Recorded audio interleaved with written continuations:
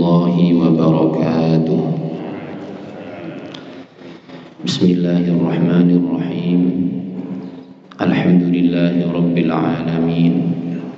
Allahumma salli wa sallim wa barik ala nabiyyina wa rasulina Muhammadin wa ala alihi wa sahbihi wa man sara ala tariqihi ila yaumiddin, amma ba'du. Rabbi shrah li sadri wa yassir li amri wahlul 'uqdatam min lisani yafqahu qawli. Subhanaka la ilma lana illa ma 'allamtana innaka antal alimul hakim. Bapak Ibu hadirin hadirat jamaah salat subuh yang dirahmati Allah Subhanahu wa taala. Alhamdulillah, puji syukur kita haturkan kepada Allah Subhanahu wa taala karena pada pagi hari ini masih memberikan kenikmatan, masih memberikan hidayah, sehingga dengan segala pemberian dari Allah Subhanahu wa taala kita semua bisa hadir melangkahkan kaki menuju masjid insyaallah berkah ini dalam rangka menjalankan salat subuh berjamaah. Kemudian kita lanjutkan dengan majelis ilmu. Semoga dengan ikhlas niat kita menghadiri masjid ini bisa dicatat oleh Allah Subhanahu wa taala sebagai satu amal ibadah yang nantinya dan pastinya adalah harapan kita semuanya bisa memberatkan timbangan kelak di yaumil qiyamah. Salawat beriring salam tidak lupa kita aturkan kepada baginda Rasulullah sallallahu alaihi wasallam yang sama-sama kita nantikan syafaatnya kelak di yaumil qiyamah. Semoga kita yang hadir di masjid ini menjadi satu di antara ribuan bahkan jutaan umat Rasulullah yang nantinya bisa mendapatkan syafaat kelak di yaumil qiyamah. Amin amin ya rabbal alamin. Bapak Ibu yang dirahmati Allah Subhanahu wa taala, teringat sebuah hadis dari sahabat Usamah ibnu Zaid. Nah, sebelum kita melanjutkan penjelasan daripada kitab Tazkiyatun Nufus karangan Imam Al-Ghazali dan Imam Ibnu Rajab Al-Hambali, saya teringat sebuah hadis dari sahabat Usamah bin Zaid. Hadis sahih diriwayatkan oleh Imam An-Nasa'i dan Imam Al-Baihaqi. Beliau melihat berkata kepada Rasulullah sallallahu alaihi wasallam, "Ya Rasul, lam araka tasumu minasyuhuri ma tasumu min Sya'ban." Ya Rasul, saya tidak pernah melihat engkau berpuasa di bulan-bulan sebagaimana engkau berpuasa di bulan Sya'ban. Mendengar pertanyaan ini, Rasulullah sallallahu alaihi wasallam pun menjawab, "Dzalika syahrun yaghfulu anhu an-nasu." Itulah bulan yang banyak orang lalai di dalamnya. Baina Rajab wa Ramadan, lantaran bulan itu terletak di antara Rajab dan Ramadan. Jadi bulan Sya'ban di dalam urutan bulan Hijriyah itu terletak di antara bulan Rajab dan bulan Ramadan, sehingga banyak manusia yang lalai, tidak memperhatikan karena terletak di antara dua bulan yang mulia, bulan Rajab, bulan yang mulia. Bahkan di dalam Al-Quran disebutkan, "Inna iddatash syuhuri 'indallahi 12 syahran fi kitabillah yauma khalaqas samawati wal ard minha arba'atun hurum." Sesungguhnya hitungan bulan-bulan di sisi Allah ada 12 bulan. Hari di mana Allah menciptakan langit dan bumi. Minha arba'atun hurum, di antara 12 bulan itu ada 4 yang mulia. Ulama ahli tafsir lalu kemudian berpendapat dan bersepakat bahwasanya di antara 4 bulan itu adalah bulan Rajab, bulan yang mulia. Kemudian bulan Ramadan pun tidak usah dibicarakan lagi tentang kemuliaannya, yang insya Allah tidak lama lagi kita akan bertemu dengan bulan Ramadan. Semoga kita diberi kesehatan oleh Allah Subhanahu wa taala. Kesehatan iman, kesehatan ruhiyah jasadiah kita, sehingga bisa bertemu dengan bulan Ramadan, melakukan aktivitas ibadah yang mana pahalanya sangat-sangat dilipat gandakan oleh Allah Subhanahu wa taala. Nah, ini manusia lalai karena Sya'ban terletak di antara Rajab dan Ramadan. Nah, kemudian wa huwa syahrun turfa'u fihi a'malu ila rabbil alamin. Di dalam bulan itu, di bulan Sya'ban itu, perbuatan amal perbuatan manusia diangkat, dihadapkan kepada Allah Subhanahu wa taala. Fa uhibbu an yurfa'a amali wa ana shaimun. Dan baginda Rasul itu suka ketika amalku nanti diangkat, dihadapkan, ditunjukkan kepada Allah dan aku dalam keadaan berpuasa. Ini hadis ini bisa kita ambil ibrah bahwasanya Rasul begitu mempersiapkan nanti untuk menjelang bertemu dengan bulan Ramadan. Persiapan dari jasadiah, karena puasa kan menyehatkan. Persiapan jasadiah. Nah, kemudian persiapan ruhiyah, rohani, keimanan. Nah, kemudian yang tidak kalah penting, persiapan keilmuan. Ini yang perlu kita perhatikan. Jadi ulama zaman dulu itu mereka setiap hari membaca kitab, membaca ilmu, menulis, mengarang dan segala macam. Begitu datang Ramadan, buku-bukunya ditutup, yang dibuka hanyalah Al-Qur'anul Karim. Membaca Al-Qur'an. Maka kita sering mendengar kisah-kisah seorang Imam Syafi'i di dalam satu bulan Ramadan khatam membaca Al-Qur'an sekian kali misalnya. Ulama ini khatam Al-Qur'an dalam satu bulan Ramadan sekian kali misalnya.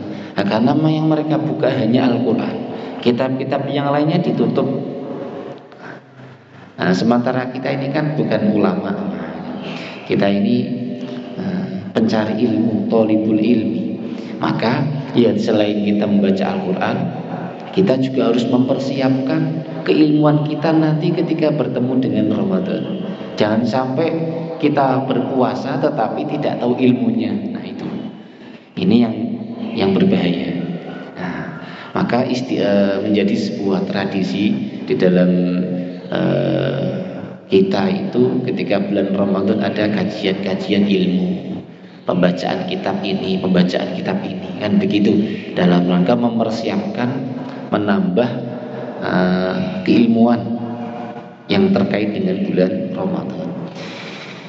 Ini sekedar muqaddimah dari hadis Usamah bin Zaid karena berkaitan dengan bulan Sya'ban dan hampir kita bertemu dengan Ramadan. Semoga sekali lagi kita bisa dipertemukan dengan bulan Ramadan, bulan yang penuh dengan keberkahan dan lipat ganda pahala oleh Allah Subhanahu wa taala. Bapak Ibu yang dirahmati Allah Subhanahu wa taala, di pertemuan yang lalu saya masih ingat sekali kita membahas tentang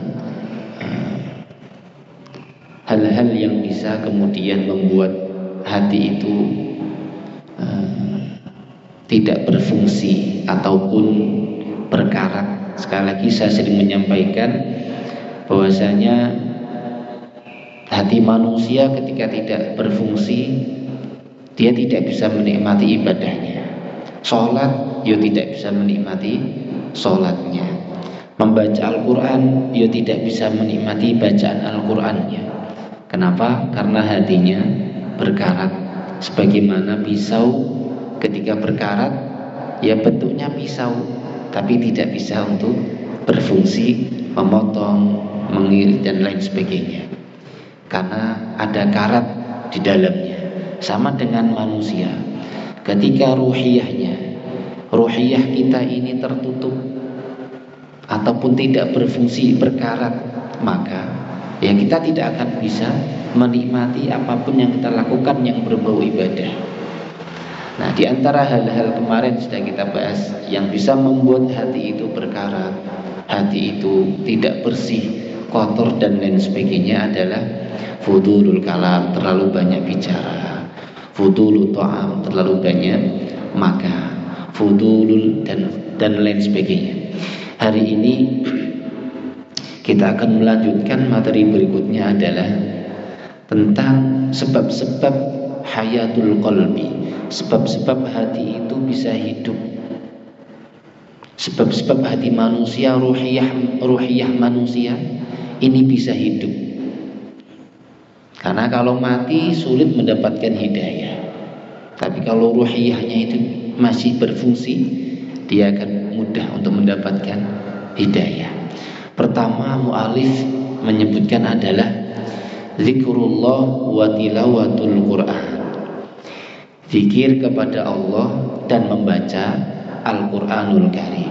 Ini hal yang bisa membuat hati manusia, ruh manusia ini hidup dan berfungsi normal sebagaimana fungsinya. Bagaimana dengan zikir kepada Allah? Di dalam Al-Quran ada sebuah ayat, Allah Subhanahu wa ta'ala berfirman, "Wa man a'radu an dzikri fa inna lahu ma'isyatan dhanka wa nahsyuruhu yaumal qiyamati a'ma qala lima hasyartani a'ma wa qad kuntu basira qala kadzalika atatka ayatuna fanasitaha wa kadzalikal yauma tunsa." Lumayan panjang ayatnya. Ini tentang berzikir kepada Allah, ingat kepada Allah, menyebut Allah. Barang siapa yang berpaling terhadap Allah, berpaling dari Allah, maksud saya, berpaling dari Allah, dari ayat-ayat Allah, dari peringatan-peringatan Allah, maka yang terjadi fa inna lahu ma'isyatan dhanka, baginya kehidupan yang sangat rumit, sempit. Manusia walaupun dia memiliki kelebihan harta, memiliki kelebihan segala-galanya dia punya, tetapi kalau kehidupannya sempit, semuanya tidak ada artinya. Harta yang ia punya, kelebihan yang dia punya seakan-akan tidak bermakna karena hatinya sempit, tidak lapang. Wa man a'rada an dzikri fa inna lahu ma'isyatan dhanka. Kan banyak kita temukan orang di luar sana. Nah, kalau kita lihat secara zahir kehidupannya sangat mewah, enak, apapun yang ia inginkan terpenuhi. Tetapi hatinya sempit, gerusah-gerusuh, tidak tenang hidupnya. Banyak apa tidak seperti itu? Banyak kita temukan. Itu bukan karena dia bukan karena dia kekurangan materi, bukan. Nah, karena hatinya sempit, tidak lapang. Gitu. Kemudian setelah itu wa nahsyuruhu yaumal qiyamati a'ma, dan nanti di hari kiamat itu dikumpulkan dalam keadaan buta. Buta itu kan tidak bisa melihat, belum pernah ke negeri akhirat, sampai sana kok buta. Ini kan sengsara yang tidak ada sengsara setelahnya, kan begitu. Contoh paling ringan saja, bapak ibu di rumah kan sudah hafal rumahnya ya. Masuk pintu utama ada ruang tamu, nanti ada tiang di sini, masuk lagi ada ruang makan, sebelah kiri ada ruang istirahat dan segala macam. Ada meja-meja di ruang tamu, kursi dan seterusnya. Itu tiba-tiba lampu mati. Bapak ibu tidak bisa melihat karena lampunya mati. Terus jalan itu kira-kira nabrak kursi apa tidak? Padahal sudah rumahnya sendiri, setiap hari di situ. Begitu lampu mati, jalan nabrak kursi. Tahu-tahu nabrak meja dan lain-lain. Nah, ini padahal itu rumah kita sendiri. Rumah kita yang mendesainnya adalah kita. Letak kursinya di mana kita tahu, mejanya di mana kita ngerti. Tetapi ketika tiba-tiba lampu mati dalam keadaan gelap, nah kita mau mencari penerang itu kadang-kadang nabrak kursi dulu, kadang-kadang nabrak tiang dulu. Itu kita sudah tahu posisi rumah.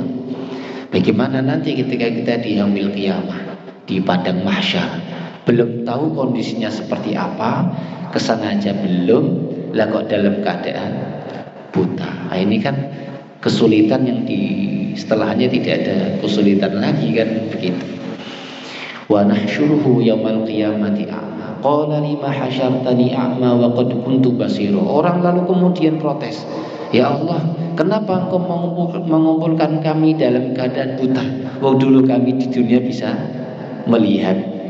Nah, begitu Allah lalu kemudian menjawab, wa kadzalika atatka ayatuna fanasita.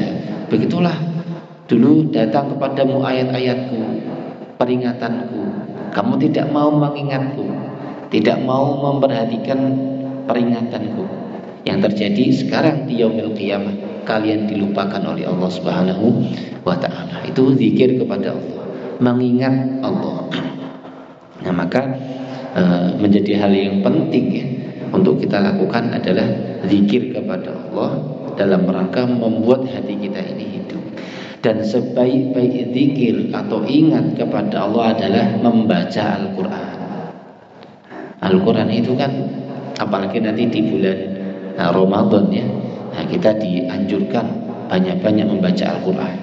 Sehari syukur-syukur 1 juz misalnya. Syukur-syukur bisa lebih, itu luar biasa sekali. Dalam 1 bulan minimal 1 kali khataman Al-Quran, minimal seperti itu. Nah, ini karena dalam Ramadan itu dilipat gandakan oleh Allah. Baca Al-Quran dilipat gandakan. Apapun yang kita lakukan dalam nuansa ibadah pasti dilipat gandakan oleh Allah Subhanahu wa ta'ala. Saya sering mengumpamakan bahwasanya apapun yang berkaitan dengan Al-Quran itu menjadi hal yang sangat istimewa di hadapan Allah Subhanahu wa ta'ala.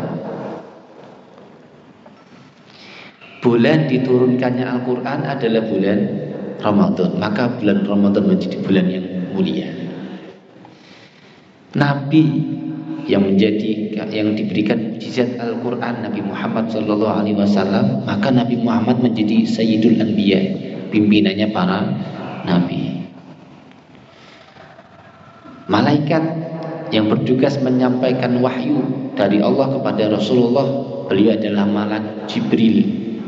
Beliau juga menjadi Sayyidul Malaikah, pimpinannya para malaikat. Malam diturunkannya Al-Quran menjadi malam yang sangat mulia. Kita ingat dengan sebutan Lailatul Qadar, yang mana kalau ibadah di malam itu setara dengan 1000 bulan. Khairum min alfi syahrin, kan begitu. Bagaimana kalau Al-Quran itu ada di dalam diri kita? Al-Quran ada di dalam setiap nafas kita. Mendengarkan saja, mendengarkan saja itu sudah membawa kebaikan. Apalagi kita mau membaca, apalagi kita mau memahami makna-maknanya. Itulah ada pada kisah ya. Nah, pada saat itu Rasul sedang berdakwah. Rasulullah berdakwah menyebarkan agama Islam di kalangan orang-orang kafir Quraisy saat itu ya. Setiap hari Rasul membacakan Al-Quran. Makin banyak orang mendengarkan bacaan Al-Quran, makin banyak orang masuk agama Islam. Pimpinannya orang kafir saat itu ada Abu Lahab, Abu Jahal. Itu diskusi. Wahai Abu Lahab, ada apa? Akhir-akhir ini banyak pengikut kita yang resign. Resign itu berhenti. Ada pengikut kita yang meninggalkan kita ini. Terus kemana? Itu mengikuti ajarannya Muhammad. Setelah saya selidiki, ternyata karena mereka mendengarkan bacaan Qur'annya Muhammad. Gitu. Terus lantas kadang-kadang kita bertanya, lah Pak, iya hanya mendengarkan bacaan Quran kok bisa masuk Islam? Jangan salah, sahabat Umar bin Khattab itu masuk Islam kan karena mendengarkan bacaan Al-Qur'annya Fatimah. Waktu itu Fatimah membaca surah Thaha, ma anzalna 'alaikal Qur'ana litashqa, dan seterusnya. Mendengar bacaan itu, sahabat Umar waktu itu kan beliau kan preman ya, memerangi Rasulullah, di garda depan memerangi Rasulullah, tinggi besar gagah. Kalau naik kuda itu, sahabat Umar nih kalau naik kuda, naik kuda duduk di atas kuda itu kaki kanan nginjak tanah sebelah kanan, kaki kiri nginjak tanah sebelah kiri. Nah, tinggi besar. Ustaz, jangan-jangan kudanya kecil? Oh tidak, kuda perang itu besar, tinggi besar, larinya kencang. Dalam surat Al-Adiyat itu kan dijelaskan, biasanya kuda perang itu kalau lari itu sampai bisa menciptakan percikan-percikan api, saking kencengnya dan luar biasanya kuda perang. Kalau kuda perang larinya kok pelan-pelan, ya salah dibunuh sama musuhnya kan begitu. Nah tidak, kuda perang itu kencang, tinggi besar, larinya kencang. Nah itu kudanya sahabat Umar. Beliau kalau naik kuda duduk di atas kuda, kaki kanan menginjak tanah sebelah kanan, kaki kiri menginjak tanah sebelah kiri. Besar tinggi. Itu pun bisa luluh ketika mendengarkan bacaan Al-Qur'annya Fatimah. Akhirnya masuk Islam tuh lewat doa Rasulullah juga. Ya Allahumma a'izzil Islama bi ahadil umaraini. Ya Allah, muliakanlah Islam ini dengan salah satu Umar. Allah pilih Umar bin Khattab lewat bacaan Al-Qur'annya Fatimah. Nah itu. Nah, kemudian Abu Jahal dan Abu Lahab ini resah ini. Kenapa? Karena banyak pengikutnya tadi yang resign tadi itu ya. Resign meninggalkan mereka, mengikuti ajarannya Muhammad. Baik, kalau seperti itu kita putuskan, tidak boleh di antara kita siapapun, yo saya, yo kamu, gitu ya, tidak boleh mendengarkan bacaan Qur'annya Muhammad. Sepakat ini Abu Lahab, Abu Jahal sepakat tidak mendengarkan bacaan Qur'annya Muhammad. Sehari 2 hari mereka kuat, seminggu sampai 2 minggu muncul perasaan rindu, kangen. Biasanya reng-reng mendengarkan bacaan Quran itu tidak ada. Akhirnya mereka diam-diam pada malam-malam itu diam-diam mendatangi rumahnya Rasulullah, lewat belakang samping rumah itu diam-diam. Terus akhirnya 2 orang ini ketemu, ngempet-ngempet di belakang itu. Wah, kok kamu?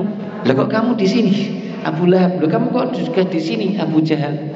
Sama-sama malu, akhirnya sama-sama mengaku.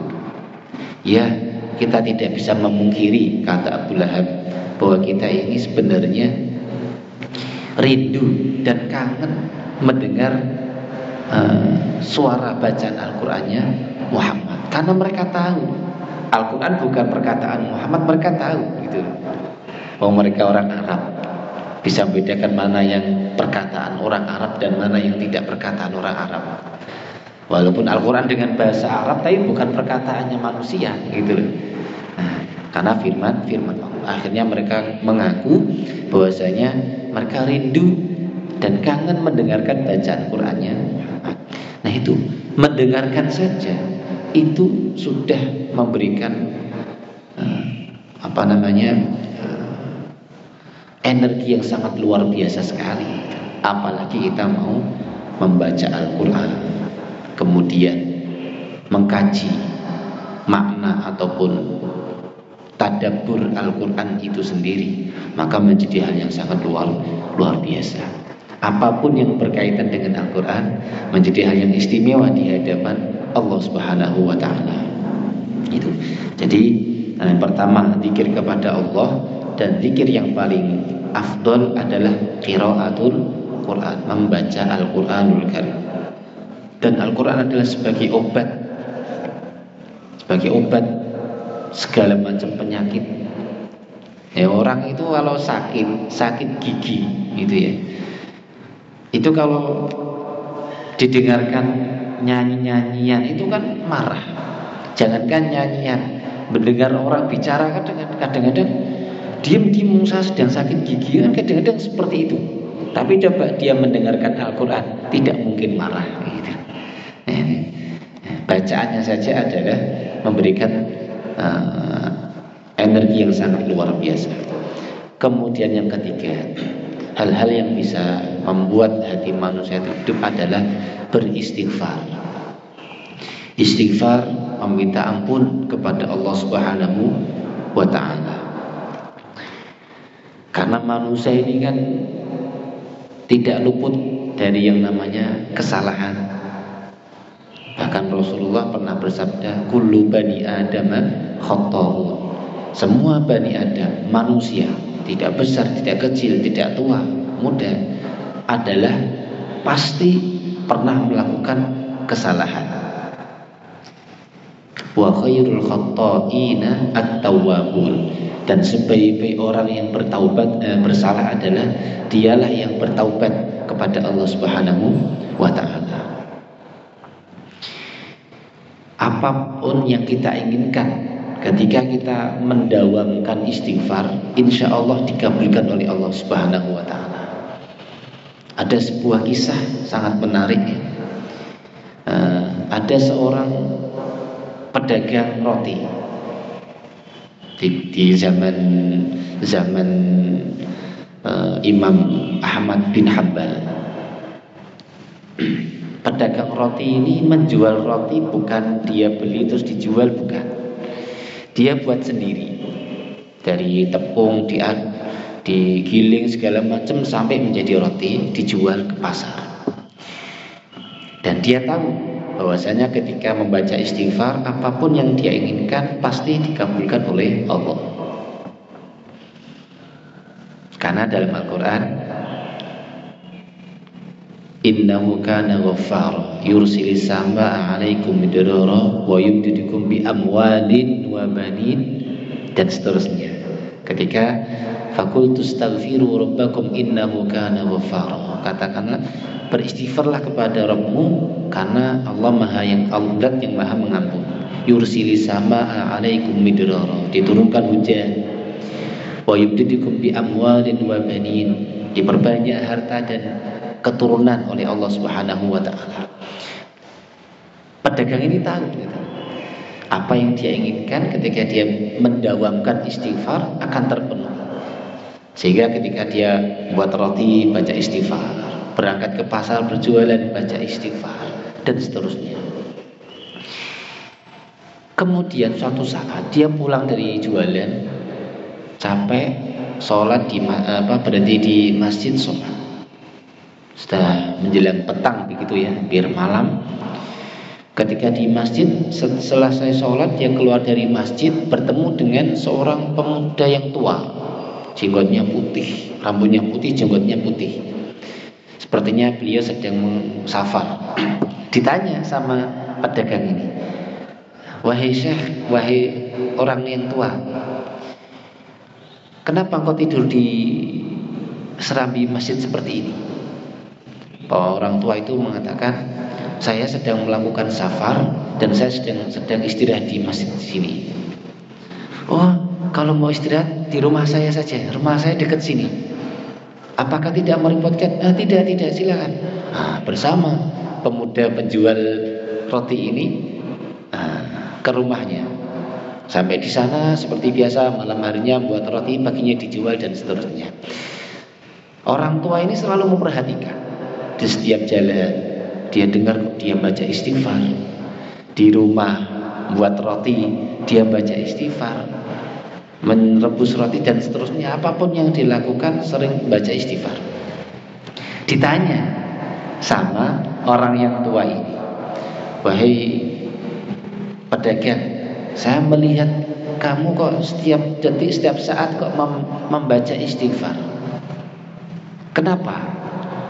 Ditanya seperti itu, dia pun menjawab, "Wahai orang yang tua, saya ini meyakini bahwasanya ketika saya membaca istighfar, apapun yang saya inginkan pasti dikabulkan oleh Allah Subhanahu wa taala." Ah, seperti itu. Iya. Apakah sudah dikabulkan semuanya? Sudah. Alhamdulillah saya punya anak banyak. Dagangan saya laris. Rezeki saya alhamdulillah, begitu. Apakah semuanya sudah dikabulkan? Iya. Hanya satu yang belum. Loh, apa itu kok belum dikabulkan? Saya menginginkan bertemu dengan imam besar yang bernama Ahmad bin Hanbal. Ternyata orang tua yang beliau singgahkan di rumahnya itu adalah Imam Ahmad bin Hanbal. Nah, setelah itu kemudian disampaikan, "Lah, saya inilah Ahmad bin Hanbal," gitu kan. Nah, terus dipeluk sama pemuda yang penjual roti itu tadi. "Ya Allah, saya sangat senang sekali bermimpi berharap bertemu dengan seorang imam kabir seperti Anda. Ternyata Anda sekarang ada di rumah saya," dan seterusnya. Dia tambah yakin apa yang dia inginkan dikabulkan oleh Allah Subhanahu wa taala. Istighfar. Karena sebaik-baik orang yang berbuat salah adalah dia yang senantiasa membaca istighfar, minta ampun kepada Allah Subhanahu wa taala. Maka kan kita setelah sholat kan membaca istighfar. Astagfirullah, astagfirullah, astagfirullah. Ada juga Sayyidul Istighfar, kan ada di dalam doa surat itu ya. Allahumma anta rabbi la ilaha illa anta khalaqtani wa ana abduka wa ana ala, dan seterusnya. Itu dibaca pagi sore dalam rangka kita meminta ampun kepada Allah Subhanahu wa taala. Zikir-zikir petang, zikir pagi, zikir sore itu sangat bermanfaat sekali ya untuk pelindung kita, untuk dalam rangka kita mengingat Allah, dalam rangka upaya kita untuk senantiasa menghiasi diri kita ini dengan memperbanyak zikir, istighfar dan seterusnya. Kemudian yang keempat ini adalah ada doa ya. Selain istighfar ada doa yang mana yang membuat manusia ini hatinya hidup. Karena selain istighfar kita juga harus berdoa kepada Allah Subhanahu wa taala. Allah berfirman, "Ud'uni astajib lakum." Berdoalah kalian kepadaku, niscaya aku akan mengabulkan, akan ijabah doa kalian. Tidak kalau di dunia, insya Allah dikabulkan nanti di akhirat nanti. Dan manusia diperintahkan untuk berdoa kepada Allah. Ud'uni, perintah itu. Maka berdoalah kalian kepadaku. Nah, maka dalam Islam ini kan banyak sekali doa-doa. Masuk kamar mandi baca doa, keluar kamar mandi baca doa, masuk masjid baca doa, keluar masjid baca doa, berangkat kerja bismillah, safar ada doanya, mau tidur bangun tidur, hatta bercermin itu ada doanya. Bercermin sisiran di sini ada doanya, segala macam ada doanya dalam agama kita, dibimbing oleh Rasulullah Shallallahu Alaihi Wasallam. Nah, kita diperintah untuk berdoa. Gitu.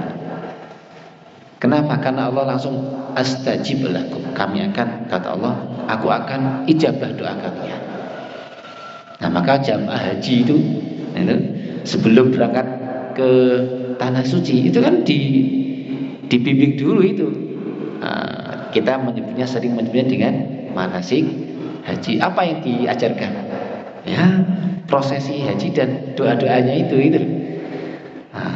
Kepepetnya tidak bisa itu ya. Ya, apa yang nggak harus bahasa Arab, bahasa Indonesia juga tidak apa-apa. Tapi juga jangan sembarangan. Mentang-mentang tidak bisa bahasa Arab, baca doa, ya Allah, Kau tahu yang ku mau. Nah, itu ya. Nah, tidak seperti itu juga ya. Doa bahasa Arab dihafalkan. Kalau tidak bisa bahasa Indonesia pun bisa. Setelah sholat tidak hafal doa bahasa Arabnya, pakai bahasa Indonesia boleh, tapi lebih utama adalah dengan bahasa Arabnya. Baik, ini yang bisa saya sampaikan pada kesempatan kali ini. Kesimpulannya adalah sebab-sebab hidupnya hati kita ini bisa berfungsi adalah pertama zikir kepada Allah, kemudian membaca Al-Quran, kemudian istighfar, minta ampun terhadap kesalahan-kesalahan kita, kemudian yang terakhir adalah doa, minta kepada Allah Subhanahu wa ta'ala. Semoga bermanfaat. Mungkin bisa dilanjutkan dengan sesi tanya jawabnya. Silakan.